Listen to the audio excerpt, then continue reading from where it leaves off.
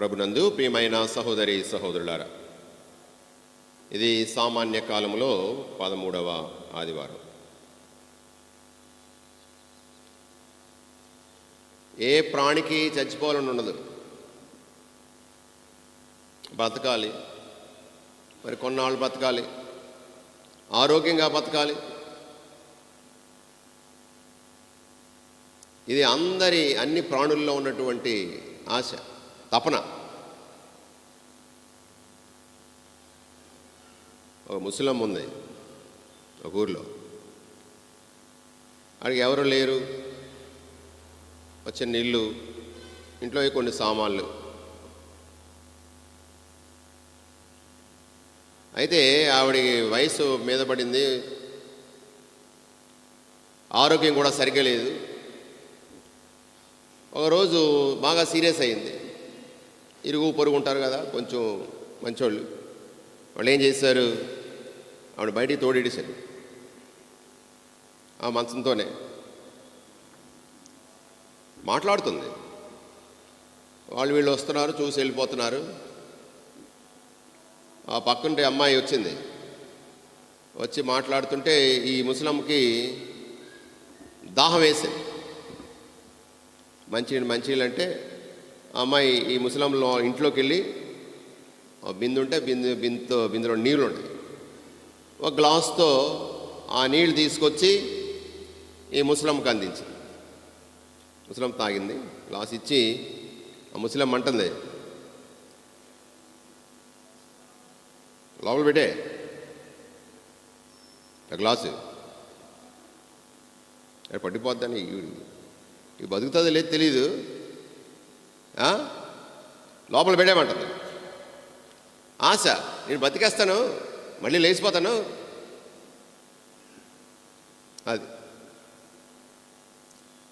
ఎంత ముసలి ప్రాయంలో ఉన్నా సరే, 100 సంవత్సరాలు బతికినా ఇంకా బతికగలను, ఇంకా చూడాలి, ఇంకా మనవాళ్ళు చూడాలి. ఏ ఒక్కరికి కూడా చనిపోదామనో లేకపోతే చాలు, ఇక ఈ జీవితం చాలు అనేవాళ్ళు చాలా తక్కువ. ఎవరో నిరాశ నిస్పృహకు లోనైనటువంటి వాళ్ళు ఏదో ప్రాణాలు తీసేసుకోవడానికి ప్రయత్నాలు చేస్తారు తప్ప, ప్రతి ప్రాణిలోనూ ఉన్నటువంటి సహజమైన కోరిక, ఆశ, ఇంకా బతకాలి, ఇంకా జీవించాలి, ఆరోగ్యంగా జీవించాలి. మరి నిజానికి దేవుడు మనిషిని అమరునిగా సృష్టించాడు, మరణము లేనటువంటి స్థితిలో సృష్టించాడు. చూడండి, అదే ఈరోజు మొదటి పట్టణంలో మనం చూస్తున్నాం. సొలొమోను జ్ఞాన గ్రంథంలో దేవుడు మానవుణ్ణి చిరంజీవిగా సృష్టించాడు. చిరంజీవి అంటే చిరకాలము జీవించేవాడు, అంటే మరణం లేనివాడు, అమరుడు.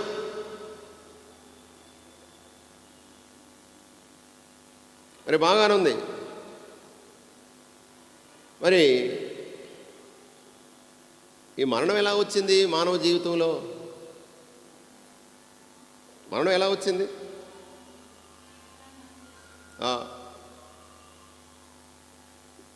దేవుడు ప్రతి ప్రాణిని జీవించుట కొరకే సృష్టించాడు. ఆయన చేసిన ప్రాణులన్నీ ఆయన ఆరోగ్యాలతో అలరారుచున్నవి, అంతా బాగానే ఉంది. మృత్యువును దేవుడు కలిగించలేదు. ప్రాణులు చనిపోవుటను చూసి ఆయన సంతసించాడు, ఆనందించాడు. నా బిడ్డలు బతకాలి అనేటువంటి ఆశతోనే దేవుడు సృష్టించాడు.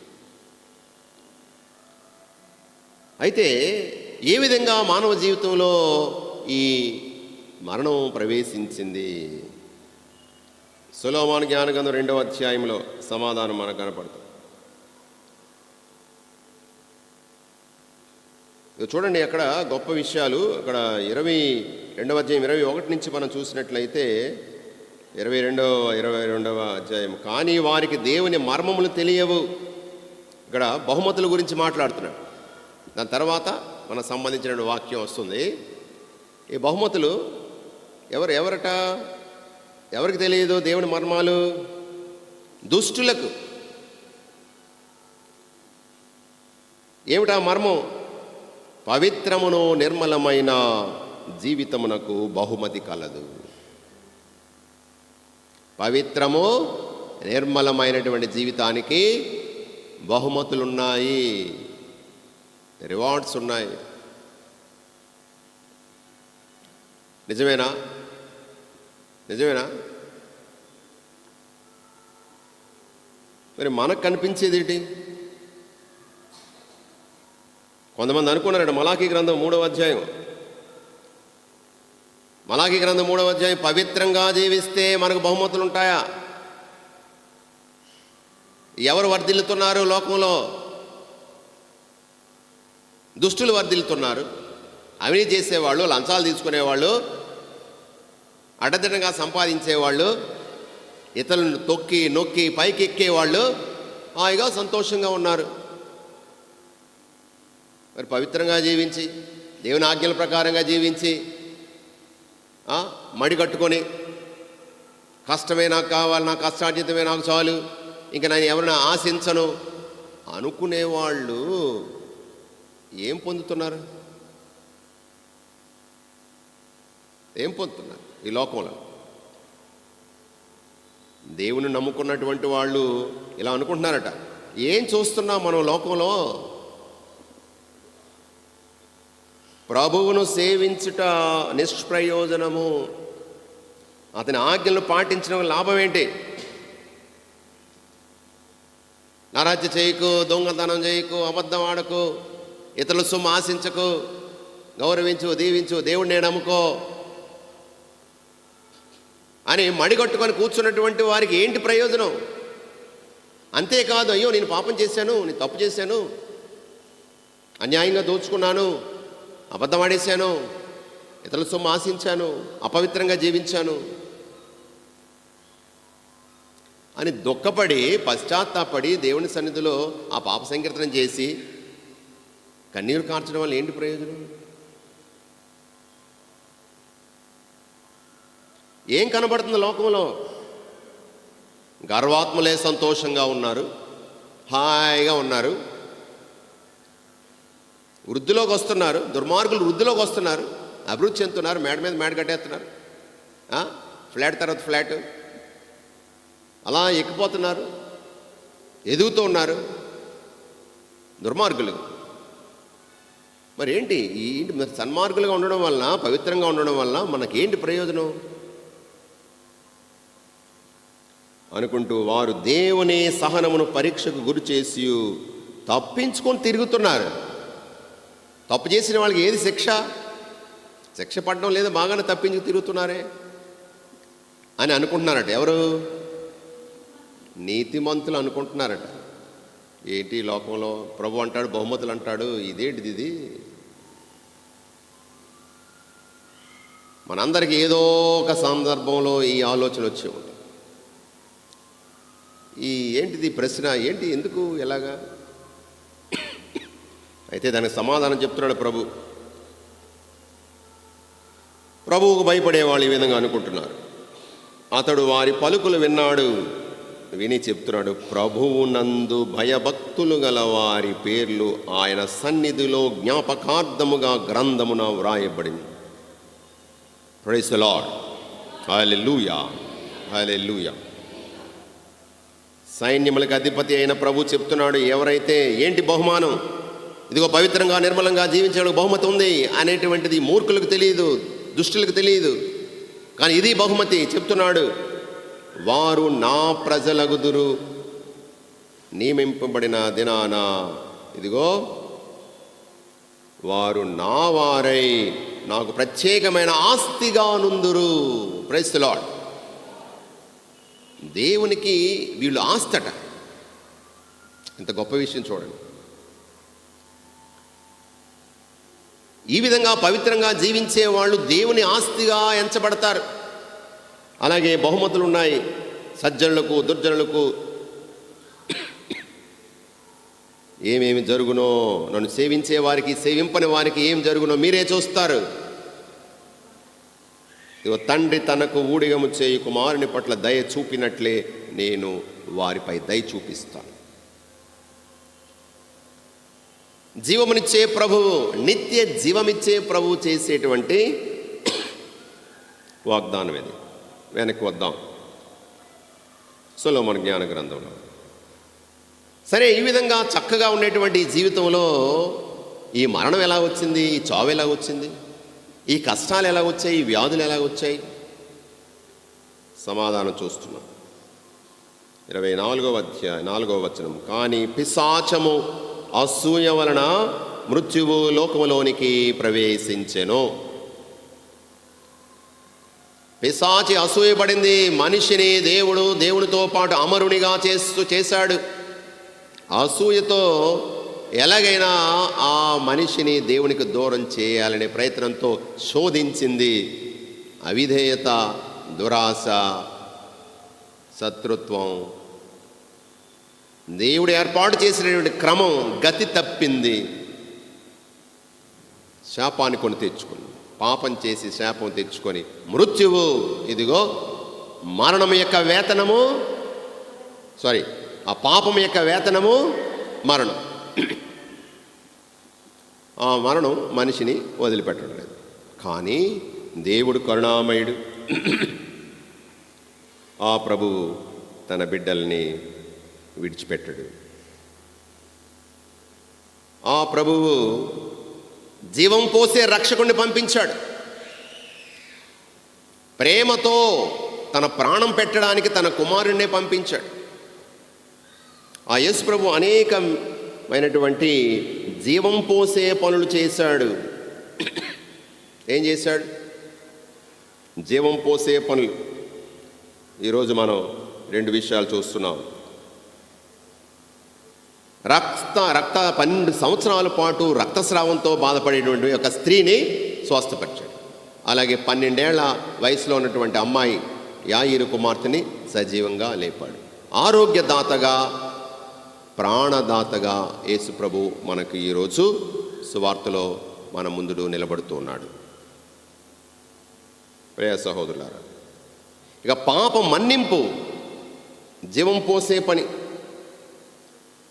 శారీరకమైన స్వస్థతలు, గుడ్డివారికి, కుంటివారికి, మోగవారికి, కుష్ఠ రోగులకు సైతము పసి పాపల సున్నితమైన దేహాన్ని ఇచ్చాడు. జీవం పోసే కార్యక్రమాలు. సత్యాన్ని నిలబెట్టాడు, అధర్మాన్ని ఖండించాడు, పిశాచిగ్రస్తులకు విడుదలనిచ్చాడు, శారీరకమైనటువంటి ఆత్మీయమైనటువంటి భోజనాన్ని పెట్టాడు. తన వాక్కు జీవము గల వాక్కుతో వారిని పోషించాడు. తన శరీర రక్తాలతో వారిని పోషించాడు. ఈ లోకము జీవించడానికి నిచ్చేటువంటి ఆహారము నా శరీరమే. నా శరీరమును భుజించిన రక్తము పానము చేయువాణ్ణి అంతిమ దినమున లేపుతానన్నాడు. ఇవన్నీ జీవం పోసే పనులు. ప్రియ సహోదరులారా, ఈరోజు జరిగినటువంటి ఆ సువార్తలో జరిగిన ఘట్టాలు. యేసు ప్రభువు యాయీరు కుమార్తె గురించి తెలుసుకున్నాడు. అస్వస్థత ఉన్నదని తెలుసుకోగానే వెళ్తున్నాడు. ఆ దారిలో జరిగినటువంటి సంఘటన, జనం మీద పడిపోతున్నారు.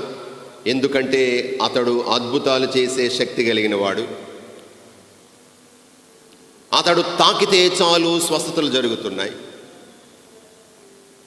ఒక స్త్రీ రక్తస్రావంతో బాధపడుతుంది. అది బయటకు చెప్పుకోలేనటువంటి వ్యాధి. కుమిలిపోతుంది, మానసికంగా నలిగిపోతుంది, శారీరకంగా బలహీనపడిపోయింది. ఆమె చేయని ప్రయత్నమే లేదు. చూడని డాక్టరే లేడు. ఎంత డబ్బైనా ఖర్చు పెడుతుంది, కానీ ఆమెకు స్వస్థత జరగడం లేదు. ఒకే ఒక ఆశ, ఆ ప్రభువుని దగ్గరికి వెళ్ళాలి. ఆ ప్రభువు దగ్గరికి వెళ్ళడానికి భయం. కళ్ళెదుట ముందుకు వెళ్ళి, ప్రభువా నాకు ఈ అనారోగ్యం ఉంది, ఈ వ్యాధి ఉంది, నన్ను స్వస్థపరచు ప్రభు అని చెప్పలేదు. కానీ విశ్వాసం గొప్పది. ఆ జన సమూహంలో యేసు వెళ్తుంటే ఆ యేసు అంగి అంచు తాకింది.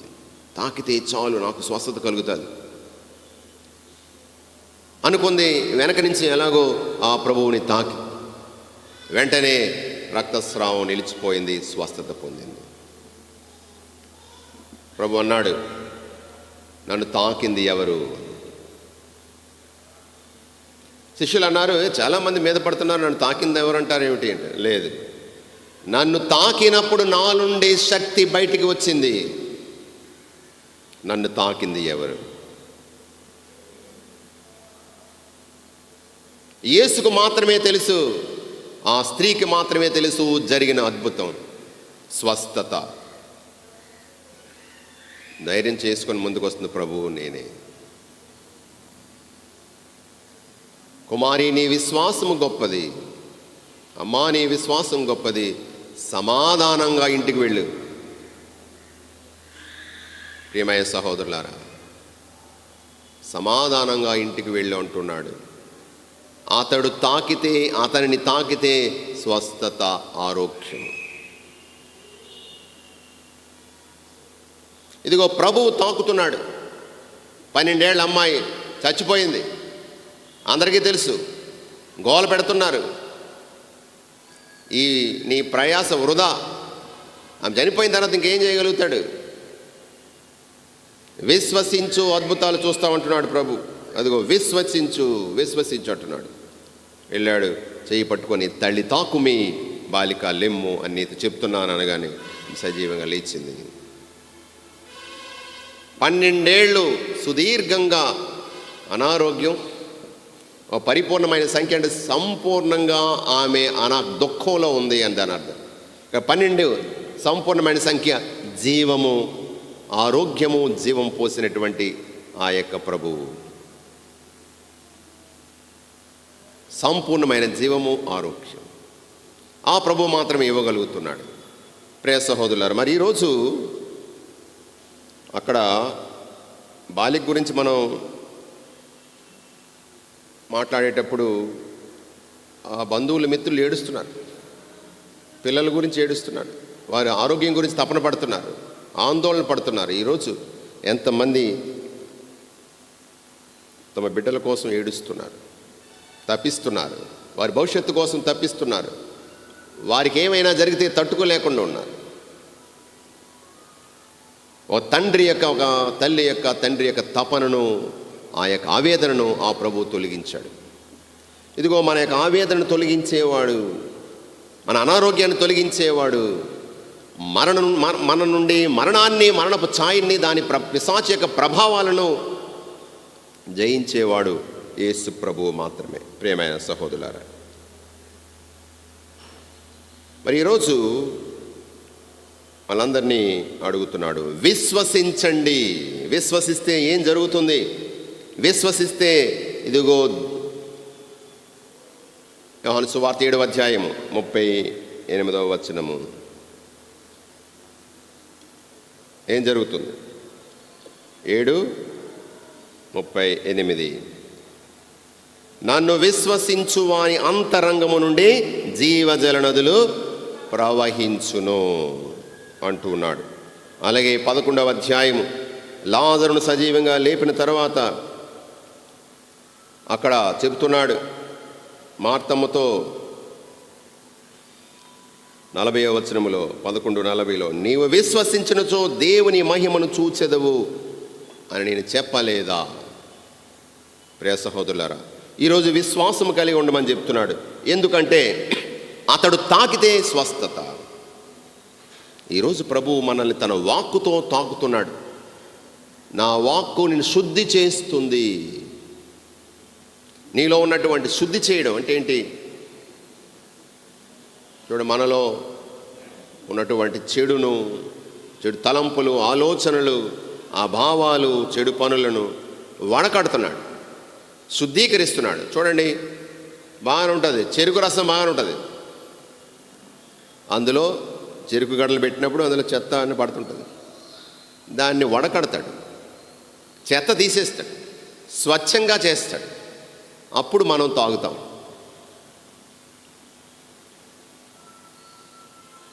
టీ వడకడినప్పుడు టీ పొడి వేస్తారు, అన్నీ వేస్తారు, యాలకులు వేస్తారు, అన్నీ వేస్తారు. ఆ యాలకులు టీ పొడి తాగేస్తాం. మనం ఏం చేస్తాడు? వడకడు. ఆ ప్రభువు మనలో ఉన్నటువంటి చెత్తను తొలగిస్తున్నాడు, మనల్ని శుద్ధీకరిస్తున్నాడు. అతని వాక్కు ఒక ఖడ్గములాగా మనల్ని శుద్ధీకరిస్తుంది. ఆ ప్రభువు మనలో ఆ యాయీరు కుమార్తెను తాకినట్లు తల్లి తాకుమి బాలిక లెమ్ము, చనిపోయినటువంటి జీవము లేనటువంటి వానికి తన వాక్కు ద్వారా, తన యొక్క స్పర్శ ద్వారా జీవం పోసినటువంటి ప్రభువు పైకి లెమ్మంటున్నాడు మనల్ని. Jesus is calling us to rise from our fallenness, our brokenness and ill health. The Lord is touching us with His word and His sacrament, the body and blood of Christ. ఆ ప్రభువు తన వాక్కుతో మనల్ని తాకుతున్నాడు, జీవం పోసే వాక్కుతో మనల్ని తాకుతున్నాడు. మనలో ఉన్నటువంటి చెత్తను తొలగిస్తున్నాడు, మనల్ని శుద్ధీకరిస్తున్నాడు, తిరిగి జీవంతో నింపి పైకి లేపుతున్నాడు, పైకి లెమ్మంటున్నాడు. పాపం చేసిన ప్రతి వ్యక్తి కూడా కింద పడిపోతున్నాడు, జీవం కోల్పోతున్నాడు, దేవుని ఆత్మను కోల్పోతున్నాడు. ఆ ప్రభువు పైకి లెమ్మని తన చెయ్యి పట్టుకొని, మన చెయ్యి పట్టుకొని పైకి లేపుతున్నాడు. ప్రియ సహోదరి సహోదరులారా, అంగీ అంచు తాకితే చాలు స్వస్థత పొందుతాదని విశ్వసించి స్వస్థత పొందింది. ఈరోజు ప్రభువు అంగీ కాదు, బట్టలు కాదు, ఆ ప్రభువే తన వాక్కు రూపంలో, తన శరీర రక్త రూపంలో మనలోనికి వస్తూ ఉన్నాడు, మనల్ని తాకుతున్నాడు, మనల్ని స్పృశిస్తున్నాడు. మన యొక్క శరీరాన్ని, మన ఆత్మను, మన మనస్సును, మన హృదయాన్ని, మన తలంపులను, మన ఆలోచన విధానాన్ని, మన జీవిత విధానాన్ని ఆ ప్రభు తాకుతూ ఉన్నాడు. ఈస్ టచింగ్ అస్. మరి నేను మార్పు పొందుతున్నానా, జీవం పొందుతున్నానా, చైతన్యాన్ని పొందుతున్నానా, ఆరోగ్యాన్ని పొందుతున్నానా, స్వస్థతను పొందుతున్నానా?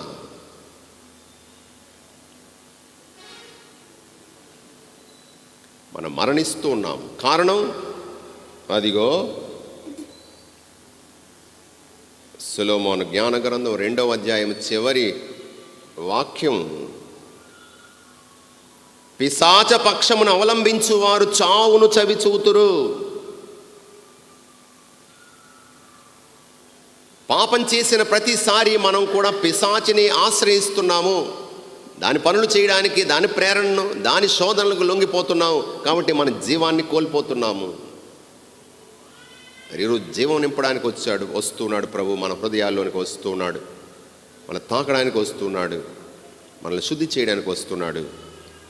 ఆరోగ్యదాతగా, జీవ ప్రదాతగా మనలోనికి వస్తున్నాడు. ఈ దివ్య పూజాబలిలో వాక్యాన్ని మనము స్వీకరించాము, తన శరీర రక్తాలని స్వీకరించబోతున్నాము. శుద్ధీకరించమని, జీవం పోయమని విశ్వసించి ఆ ప్రభువుని స్వీకరించుదాం. ప్రార్థన చేసుకుందాం. కృపగల దేవా, కరుణగల తండ్రి, జీవమునిచ్చే దేవుడవు నీవు, ఆరోగ్యదాతవు, పరమ వైద్యుడవు నీవు. ఓ ప్రభువా, ప్రేమతో ప్రతి ప్రాణిని నువ్వు కలిగించావు. అమరునిగా, మరణం లేనటువంటి స్థితిలో నీవు చేశావు. కానీ మా పాపము వలన దేవా, పిశాచిని మేము ఆశ్రయించడం వలన, దాని పనులను, ప్రేరణను, శోధనలకు లొంగిపోవడం వలన ప్రభువా జీవాన్ని కోల్పోతున్నావు. జీవమిచ్చే వాక్కు, శరీరధారి అయిన వాక్కు, కృపాసత్య సంపన్నుడైనటువంటి యేసు సిలువలో తన ప్రాణమిచ్చి మాకు జీవం పోశాడు, ఆరోగ్యం ఇచ్చాడు. తాను పొందిన గాయముల వలన మనకు ఆరోగ్యము, స్వస్థత. తాను పొందిన దెబ్బల వలన, శిక్ష వలన మనకు ఆరోగ్యము. దివ్య సత్ప్రసాద రూపములో మాలోనికి వస్తున్నటువంటి యేసుని మీ సంపూర్ణ విశ్వాసముతో స్వీకరించే నీ స్వస్థతను, ఆరోగ్యమును, నిత్య జీవ బహుమతిని జీవ గ్రంథములో మా పేర్లు రాస్తావని నువ్వు చేసిన వాగ్దానాన్ని బట్టి ప్రభువా, నిర్మలమైన పవిత్రమైన జీవితం జీవించిన వారికి నీవిచ్చే బహుమతిని మేము మరిచిపోకుండా దానిని పొందడానికి తగు విధముగా మా జీవితాలను మార్చుకొని, మలచుకొని జీవించే అనుగ్రహాన్ని ప్రసాదించమని మీ కుమారుడు మా ప్రభువైన యేసుక్రీస్తు పరిశుద్ధ నామమున వేడుకొనుచున్నాం తండ్రి. ఆమేన్.